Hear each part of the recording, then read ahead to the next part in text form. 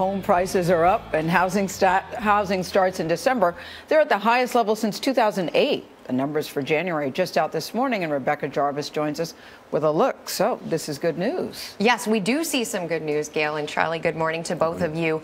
What we learned in December is that there's new homes being built across this country at a fastest pace since June of 2008. The pace slowed down a little bit in the month of January. You see there are 890,000 new homes under construction. The reason we really care about this number, it's the most important thing when it comes to housing. How many new homes are being built? Because usually builders don't go out and build a new home unless they're confident they can sell it. And that's good news for both home values and also construction jobs, which have been under deep pressure over the course of the Great Recession. And remember, housing was at the heart of the Great Recession. So we do see home prices rising, foreclosures falling. And it's the heart of the recovery because it affects so many other industries, carpet and interiors and everything else. You buy a house, you start putting things into that house. That helps people. Okay, so there's a confidence and therefore there's a demand and contractors are building things.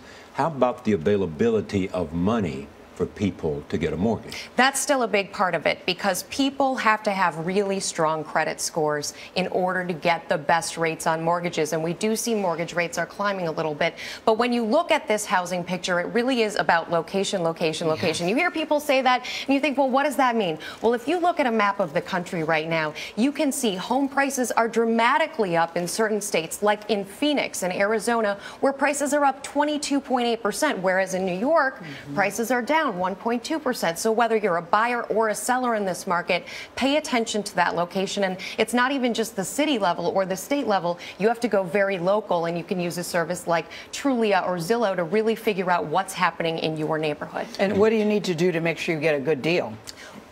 Charlie pointed out the idea of access to money. You need to have a good credit score right now. You also need to think about that price.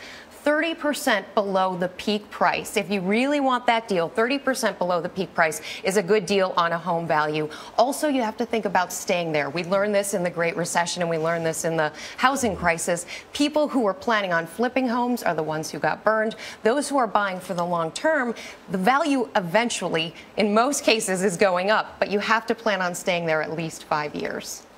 And the budget fight that's going on in Washington, do you think that's going to affect? Well, the head of HUD says that it will. He thinks that it'll impact people who are facing foreclosure because they offer foreclosure counseling and also vouchers. And in particular, if it's going to impact the housing market, it will most likely impact the less expensive housing market because, unfortunately, these are programs that really help lower income individuals. Rebecca Jarvis, thank you. Thanks. Great to see you. Great to see you.